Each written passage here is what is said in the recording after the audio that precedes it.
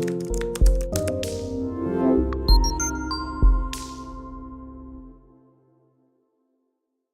it's Carl Melvin here. So if you're new to the channel, please click the subscribe button down the bottom and you'll be able to keep in touch with some of the updates and the videos that I'm uploading. Now, there's a lot of different reasons why there's conflict within family and why estrangement happens within families. And I suppose one common sense reason is an inability to communicate effectively. And there's reasons why communication can be so poor in certain families. Often it's down to the rules of communication in family. And some families are very conversation oriented, which means that they promote open conversation and expression of opinions and beliefs and expression of differences. But some families are conformity oriented, which means that there are very strict rules about what we speak about, who speaks, the manner in which it's spoken, and that can lead to a complete shutdown of communication. There's other reasons as well. Maybe sometimes the emotions of distress that are caused by the conflict could make it very difficult to verbalise people's inner experiences or verbalise the difficulties they're having in relationships. Or maybe there's just a disinterest from other members in the family, just an ignorance around wanting to listen to anybody else. Maybe they're really not particularly interested in what anybody else has to say, and that leaves a lot of things unsaid within families, and a lot of emotions and a lot of difficult internal processes get bottled up, which can lead to distress and a lot of anxiety inside a person. And it's only natural to want to express that in a healthy way so they can let go and lead a much more healthier life. And one way of doing that is writing a letter, because it kind of makes sense. It can appear to be quite a safe way of expressing something, because the response and the consequences aren't so immediate. Now, even though I am pro writing letters, and I've asked my clients to do it sometimes, I don't rush into it, because I've seen in the past where some people, they kind of just rush in, they write a letter, and again, the process of finding the words to match their experiences actually brings up a huge amount of distress. It may re-traumatize them because they're replaying memories in their head, and they're left very stuck. In one sense, they want to ease their distress by sending the letter, but on the other side, they're afraid of these consequences. What might happen? How will the letter be received? And it leaves people almost in a more vulnerable state. So again, I've nothing against writing letters, but we need to consider a few things, and this is what this video is about. Just some considerations before you actually sit down, put pen to paper, put your fingers to keyboards, and actually send something out. Okay, so the first thing to explore is the intent, which is the reason why you're sending the letter, because the intent informs the content of the letter, what you're going to put into it, but it also informs the style of the letter. And there are different reasons why people write letters. Some they send it as in an attempt to reconcile or repair the relationship. So maybe this is a last-ditch effort for them to reach out and say, look, these are the problems, these are my issues with the relationship, and maybe this is done in the hope that things might get better. Maybe this time they'll listen, maybe this time they'll understand what the issues are and they can work through them. If there's already distance in the relationship, some people write to reinforce that distance. So they're setting very clear rules and very clear boundaries around, this is when we're talking, this is when we're not talking, don't speak to me about these issues because I need this space and I need this distance. So the letter is just to relay those rules around the existing distance. Some write for cathartic reasons. They just want to feel good about themselves, and they're hoping that by sending this letter they will feel a little bit more empowered, maybe, or maybe they'll just offload some of the difficult emotions that they've held trapped. Some write to punish, which is a reality. They want to offload, again, guilt or anger and pass it on to this person here and make them feel bad if the person who's writing it has been made to feel bad for years.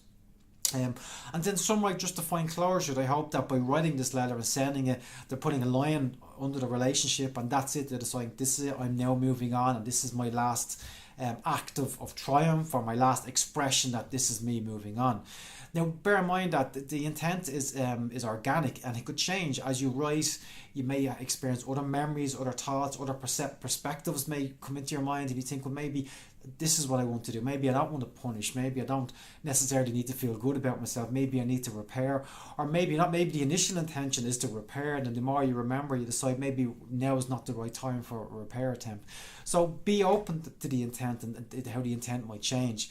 And also don't feel under pressure to send it now. You're just writing, you're just doing an initial draft, you're coming up with ideas in your own head of how it might be, and you're not under pressure now to post it, so don't feel that way. So do write fluidly, but again, the next step is very much exploring the content, what you actually write down in the letter, which is just as important. Okay, guys, so now we need to explore the content and the language and what you actually write in your letter. And again, that's informed by the intent of the letter. So if the goal is to repair and reconcile the relationship, I think it's important to not be vague and be very direct in what you're trying to say. Because if you're hoping that somebody gets the message, it could be lost. They may not interpret it. We can't control how people interpret these letters. It's as simple as that. So you try to mitigate that by using language which is direct and which is natural. I think sometimes people get caught up in the micro moments, and these are very, very important. But in the context of a letter, you're not really going to be able to relay all these smaller moments and have to have an impact on you. You have to look at the bigger picture, the themes or the patterns that exist within the relationship. For example, patterns around behavior, conflict, expectations, and look at the bigger picture of the relationship. Maybe that might help people raise their own awareness of the bigger issues. If you focus on the smaller issues, it may just come across as nitpicking, and you may lose your audience, you may lose the person that's reading the letter.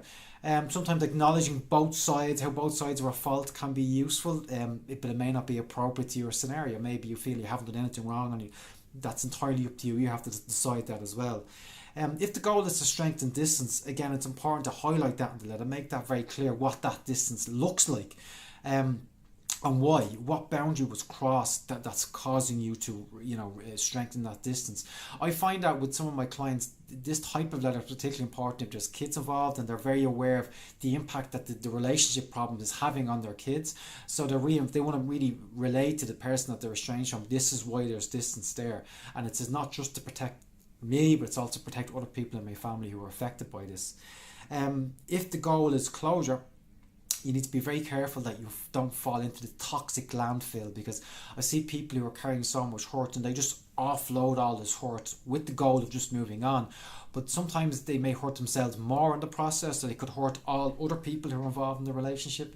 And that is a reality, but the problem is, is there really closure from that? By hurting other people, is there ever going to be reconciliation? Can you walk away and feeling better about yourself just because you had this cathartic process where you offload? So it's not always the right choice. And again, I respect that some people are carrying real hurt and they have every right to express it, but it has to be expressed in a healthy way. And even moving on, it has to be done in a healthy way, not in a way which just causes more pain later on down the road.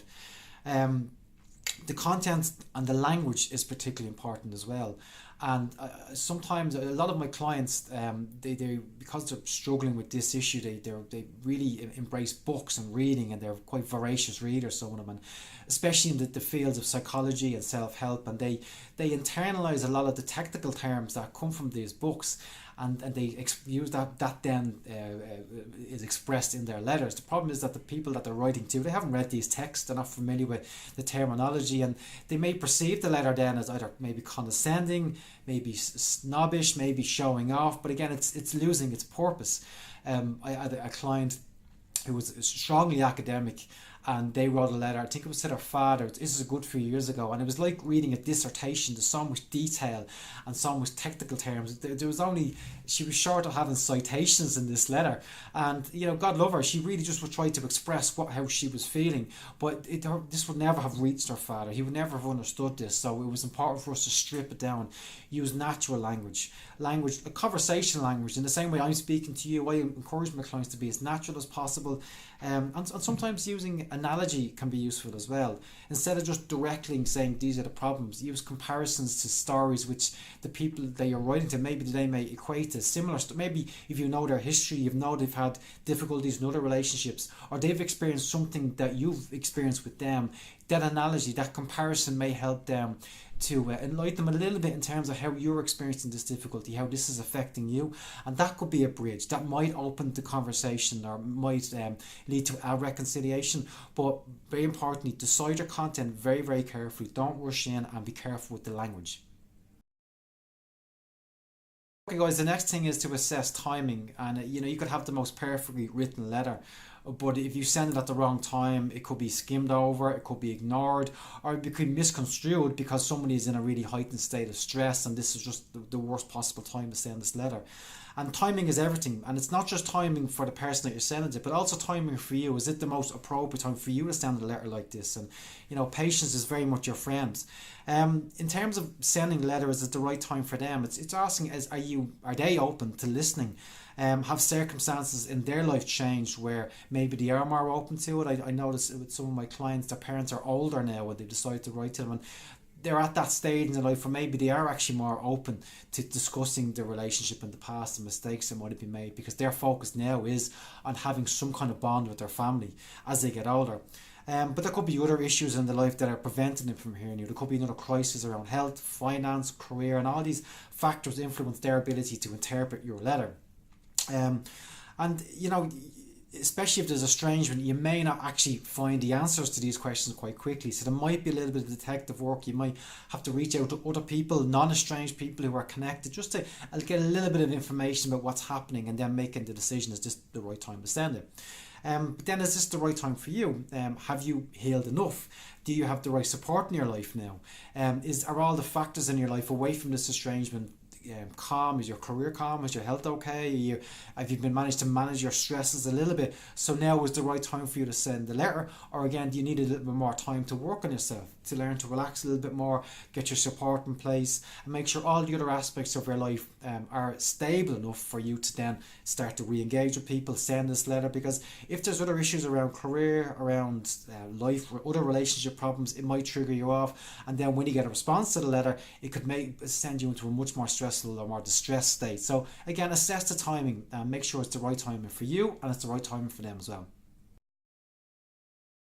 Okay guys, the next step is planning for the response, and really, as I said, we cannot control how this letter is perceived. So some family members may see this as an olive branch. Maybe they appreciate that you've reached out and you've relayed what was going on, and maybe that the setup for some kind of reconciliation. For others, they may be threatened by it. It could trigger them off. They could see it as an act of control, as an act of punishment, or an act of diminishing the person that you're writing to. So again, we can't control that, so we prepare as best as we can. Now, it's important to not be naive in terms of how people will respond to it. I see this from time to time. People are quite hopeful. Oh, this could be it. This could be great. You don't know. And even if you get a response from the person, and it may initially seem like a positive response, you can't just be sucked back into the old dynamic of the relationship. So it's important to carefully gauge the responses. You may be asked to back up your words, which is probably fair enough in some way, but again, it's the intent behind that request. Is it just a more depth of understanding, or is it an attempt to punish you for sending these words in the first place? And I have seen very venomous responses to letter, particularly nasty, very hurtful words were exchanged, and even in times when the letter was actually sent from a very good place and a genuine attempt was made to relay a sense of love and compassion despite what was happening. And the letter is not to try and cause more problems, but to cause maybe improve the relationship down the road. But again, unfortunately, the person isn't in that place. They haven't healed anything, and they're completely misinterpreting the letter. But also, such is the complexity of human interaction. The response could be confusing, it could be very ambiguous, or you may get no response at all.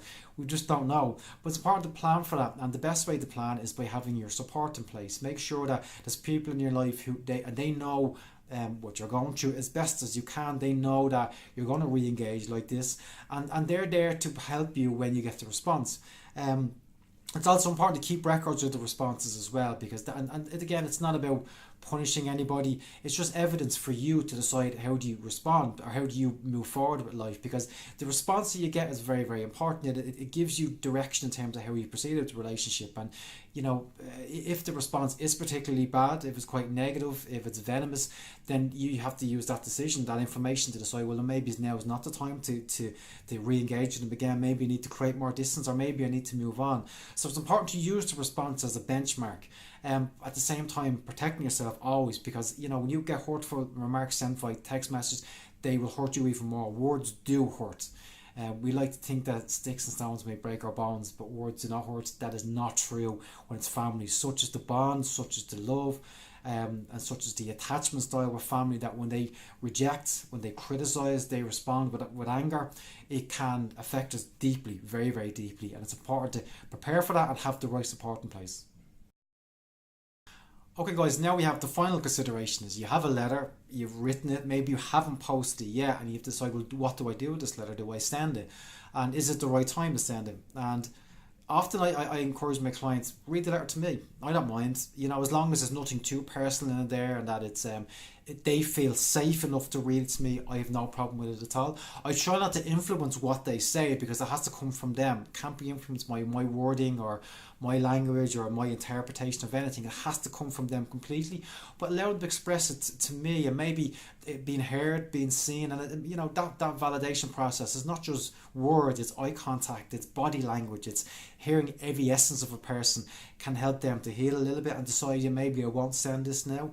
Being patient can sometimes be useful. Now, this is tough because if the emotions that come up from writing this letter are so overwhelming, they may act impulsively and they want to send this. And I always get people, always err on the side of caution. Self-care is critical. You don't want to create a situation where you're hurt further down the road or anybody else is hurt further down the road. So protect your health, whether it's your emotional health or your physical health as well, because the physical stress of sending and re-engaging with family, it's very real. It can often re-traumatize people. So always make a decision based on self-care. What's the right thing for you? But and then lastly, I said, well, do my family members deserve this letter? These letters are expressions of love, even if it's a closure letter, even if it's a letter of hurt. The hurt exists because there was love there in the first place. And sometimes my clients ask themselves, well, do these people deserve the love that I'm giving? Do they deserve the time and the effort that I'm putting into this letter? Do they deserve access to my inner world? And these are very real questions that people have to ask themselves before they send it. But again, as I say, most importantly, self-care. Always is self-care. That's the most important thing. I hope this was helpful. I'd be really curious to get other people's experiences of writing, how they wrote it. Don't put the letter up there. Keep it, vague and protect your own privacy. But just maybe some of your experiences of how the letter was perceived, how it was responded, and how you reacted to that response. As always, guys, thanks for signing up to the closed Facebook page. It's always there if people want to sign up or join up. We've a few members now, and it's amazing so far. I see so many people are generously sharing their experiences, which is greatly appreciated. If you haven't already signed up, there's a link just down the bottom to the closed Facebook group, but it's as private as I could make it. So, obviously with estrangement, with any family difficulty, everybody's very conscious. We don't want people knowing our private lives, but at the same time, we want to lean on support. We want to express ourselves. So that group is there. Feel free to join. And again, the private kind of support groups, which I'm in the process of deciding format, structure. I'm looking at locations in Dublin. I'm also looking at online because this is quite a global problem. A few people have reached out. So I'm still working on that. So I'll keep you all in touch, and I'll hopefully talk to you all very soon. And feel free to share this video if it might help somebody, So that's it, guys. Have a great week, and I'll talk to you soon. Take care. Bye-bye.